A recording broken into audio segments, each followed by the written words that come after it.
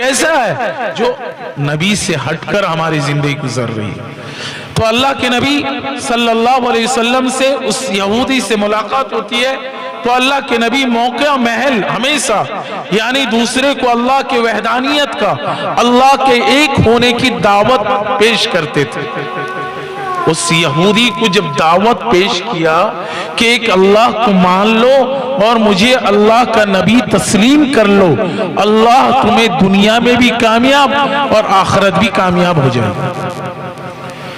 وہ یہودی نے کہا، یہ باتیں ہو رہی تھی جناب محمد رسول اللہ اور اس یہودی کے درمیان میں. تو اتنے میں ایک آدمی اس راستے سے ایک مرا ہوا یعنی جس کو آج ہم اور آپ اپنی زبان میں گودی سانپ کہتے ہیں، اس وقت لوگ اس کا استعمال کرتے تھے یعنی اس کو کھا لیتے تھے. ایک آدمی ادھر سے گزر رہا تھا تو یہودی نے کہا کہ یا رسول اللہ، آپ جس بات کے تصدیق کرنے، جس بات کی گواہی دینے کو کہہ رہے ہیں، میں اس کو کیسا تسلیم کر لوں کہ اب اللہ کے نبی ہیں، اللہ ایک ہے، لیکن ایک شرط میرا یہ ہے کہ یہ آدمی جو جانور کو اپنے کندھے پر بیٹھا کر لے کے جا رہا ہے یعنی مرا ہوا تھا، وہ کہنے لگا جب اس مرا ہوا گودی اس بات کا گواہی دے دے کہ آپ اللہ کے نبی ہیں تو میں کیا کروں گا؟ میں اس بات کو آپ کو مان لوں گا آپ اللہ کے نبی ہیں. تو کہتے ہیں اس جانور کو جب زمین پر لٹایا گیا تو جناب محمد رسول اللہ صلی اللہ علیہ وسلم نے فرمایا، میں کون ہوں؟ کس سے کہہ رہے ہیں؟ یعنی مرے ہوئے جانور سے.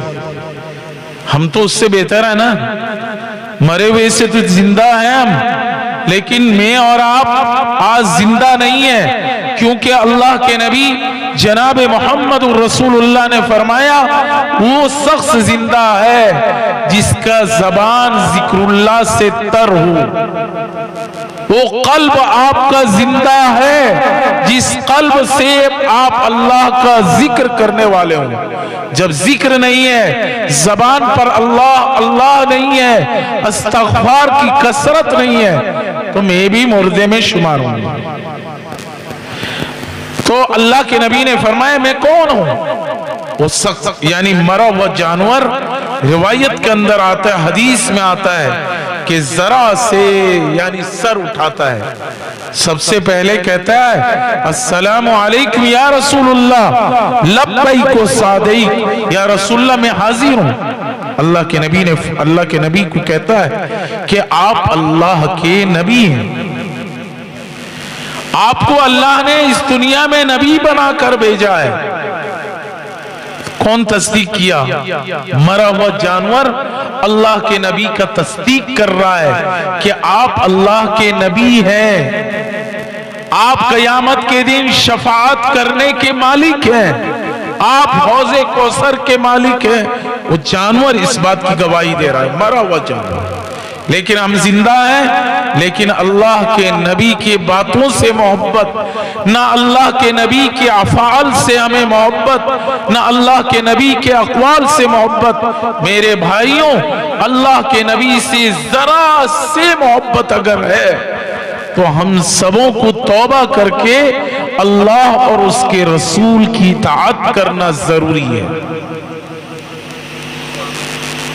میرے بھائیوں، بزرگ دوستو، ایک مرتبہ جناب محمد رسول اللہ صلی اللہ علیہ وسلم مسجد نبوی سے صبح کی نماز سے فارغ کے بعد باہر نکلے تو دیکھتے ہیں 200-250 یعنی باغ بھیڑیا سب کھڑے ہیں، سب کا سر نیچے جھکا ہوا ہے اور سب نے کہا السلام علیکم یا رسول اللہ.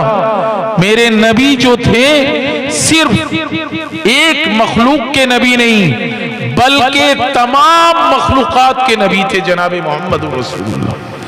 یہاں تک کہ درخت بھی آپ صلی اللہ علیہ وسلم کو سلام پیش کرتے، پتھر بھی آپ کو سلام پیش کرتے، آپ جب دھوپ میں ریتلی زمین پر چلتے تو درخت بھی آپ کا سایہ بنتا ہوا چلا جاتا۔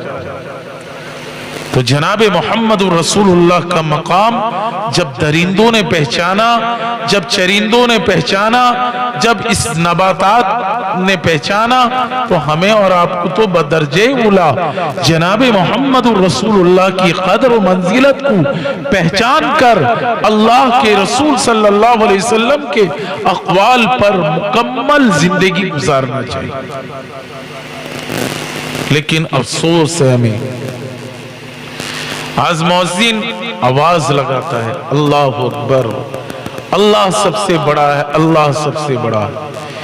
ایک کتاب میں نے کل دیکھا کہ اذان کی کلمات کو جو مکمل سنتا ہے، جب اذان ہو تو اس کو مکمل سنتا ہے تو 16 لاکھ نیکیاں اس کے نام اعمال کے اندر لکھ دیا جاتا ہے۔